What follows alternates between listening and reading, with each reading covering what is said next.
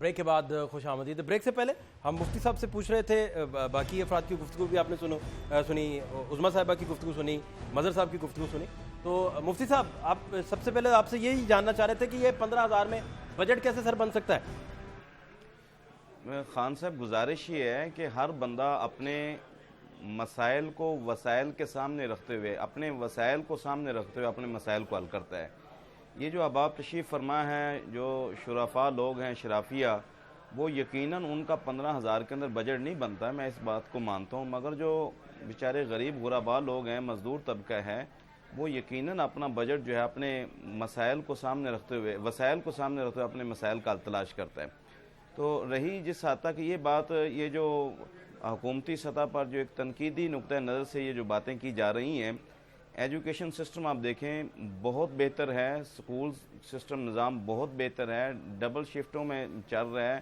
یہ ادھر سے آواز آئی کہ ہیلتھ کے حوالے سے, ہاسپٹلس کے حوالے سے, نئے ہاسپٹلز آپ دیکھیں, وہ شاہدرہ میں جو ایک جدید سسٹم کا ایک ہاسپٹل بنا ہے, اسی طرح کوٹ خواجہ سعید کے اندر جو ہے وہ نواز شریف ہاسپٹل بہت جدید سطح پہ, یعنی وہ ہاسپٹل جو ایک پرائمری سطح پہ تھے ان کو حتی المقدور کوشش کر کے ان کو وہ جو ٹیچنگ سطح کے جو ہیں ان کے ساتھ اٹیچ کر دیا گیا ہے, تاکہ وہاں صرف ایک جونیئرز ڈاکٹر کی حد تک معاملات نہ چلائے جائیں, بلکہ جو سینئرز ڈاکٹرز ہیں, اے پی, ایسوسیٹ, پروفیسر لیول کے, وہ ان لوگوں کو مہیا کیے جائیں.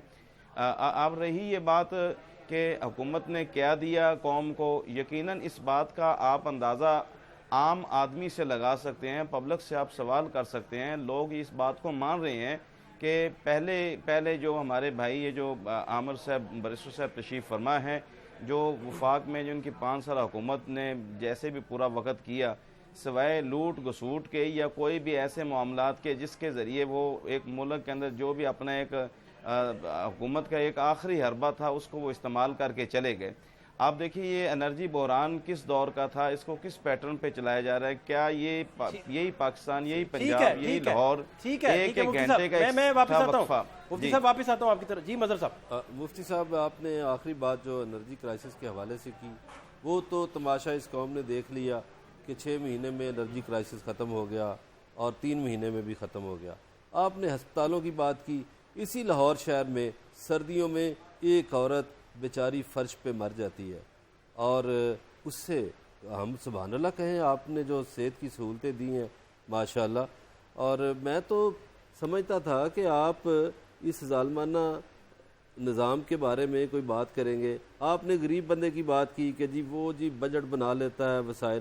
آپ لوگوں نے جو ابھی شروع میں پروگرام میں منشور کے مطابق دکھایا گیا, آپ نے مزدوروں کی بستیاں بنائیں, آپ نے غریبوں کو گھر بنا کر دیے, تو جو غریب بیچارے مزدوری کرتے ہیں وہ کرائے کے گھروں میں نہیں رہیں گے تو وہ کہاں رہیں گے؟ نمبر 2, جو بات کی عظمیٰ کاردار صاحبہ نے, انہوں نے شالامار باغ کی مثال دی. شالامار باغ ہمارا تاریخی ورثہ ہے, اور میں آپ کو ایک عجیب تماشے کی بات بتاؤں کہ پنجاب کے وزیر اعلیٰ نے ثقافتی ورثے پر, ہماری تاریخی عمارتوں پر کہا کہ نہیں بنا دیتے ہیں جی. اب میں بیرسٹر عامر حسن سے یہ کہوں گا کہ تاریخی عمارتیں نہیں بنا دیتے ہیں. یہ لندن میں رہے ہیں, 12 اطلاق کرتے رہے ہیں, کیا لندن میں نہیں عمارتیں بنی؟ میں 2 تجویزیں اور دینا چاہتا ہوں بیرسٹر عامر حسن چونکہ میرے ساتھ ہیں. بیرسٹر صاحب, ایک تو آپ ایک تماشا لگایا کریں مال روڈ پہ, وہاں حبیب جالب کی نظمیں کسی سے پڑھا لیا کریں. اور نمبر 2, اب برسات آ رہی ہے, آپ کے حلقے کی سڑکیں اللہ ماشاءاللہ اس ٹرین کی وجہ سے کافی بہتر ہیں, تو آپ کشتیاں منگوا لیں, اپنے لوگوں کو آر پار تو بیچارے جا سکیں گے چونکہ پانی اتنا ہوگا لاہور کی سڑکوں پہ. پھر آپ نے مفتی صاحب اس پر بھی کوئی آپ شرعی بات کر دیں کہ یہ جو گدھے کا گوشت کھلایا گیا لوگوں کو, اس پر اسلام کیا کہتا ہے. اور پچھلے دنوں ایک 1.25 لاکھ انڈا جو خراب تھا, جس کا پاؤڈر بن رہا تھا, وہ بھی پنجاب میں پکڑا گیا, اس پر بھی کوئی بات بتا دیں. اور جو 6 مہینے کے معصوم بچوں پہ FIR درج ہوئیں, ان پر بھی آپ کوئی بات بتا دیں. آپ تو ماشاءاللہ مذہبی رہنما ہیں, ہماری اصلاح کر دیں. ایک تو مظہر صاحب نے جو فرمایا, دیکھیں تاریخی ورثہ یہ جانتے ہیں کہ لنڈن ہے, یہ یورپ ہے, تاریخی ورثے کی وجہ سے وہ ملک چلتے ہیں, ٹورزم ادھر بہت زیادہ ہے.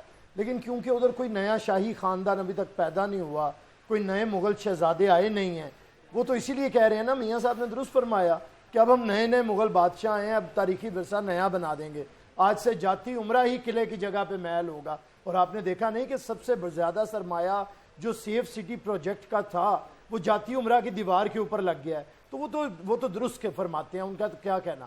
دوسری بات انہوں نے ہم پہ کہا کہ ہم نے لوٹ کھسوٹ، ارے بھائی اب تو جھوٹ بولنا بند کر دیں کہ آپ کی گھٹی میں جھوٹ ہے۔ ایک منٹ صرف ایک بات، مجھے ضروری انہیں بہت دیا آپ نے ٹائم، یہ کیا جھوٹ بولنا، انہوں نے لوٹ کھسوٹ ہم کرتے رہے، عدالتوں سے بری ہم ہو گئے، لیکن یہ پاناما سکینڈل ان کا نکل آیا ہے، بچے ان کے باہر کی شہریت لے کے بھاگ گئے، کاروبار میں انہوں نے شروع کر دیا، دادے سے لے کے پوتے تک احتساب ان کا ہو رہا ہے، کھربوں روپیہ منی لانڈرنگ انہوں نے کر لی، ٹیکس ایویژن انہوں نے کر لی، لوٹ کھسوٹ ہم نے کر لی۔ ارے بس اب جھوٹ بولنا بند کرے۔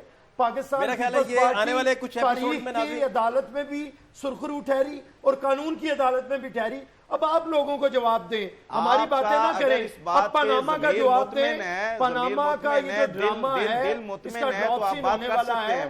مفتی صاحب آپ کا دل مطمئن ہے اس بات پہ کہ آپ کی حکومت نے لوٹ گھسوٹ نہیں کی، خدا کے لیے پیپلز پارٹی نے لوٹ گھسوٹ نہیں کی۔ یہ چور بہت شکریہ، بہت شکریہ، بہت شکریہ مظہر بلال صاحب، بہت شکریہ بیرسٹر عامر صاحب، بہت شکریہ عظمیٰ صاحبہ، بہت شکریہ مفتی صاحب، بہت شکریہ۔ ناظرین یہ بحث جو ہے آنے والے کچھ پروگرامز میں اٹھا چھوڑتے ہیں، ہمیں اجازت دیجیے، اللہ نے کے بعد۔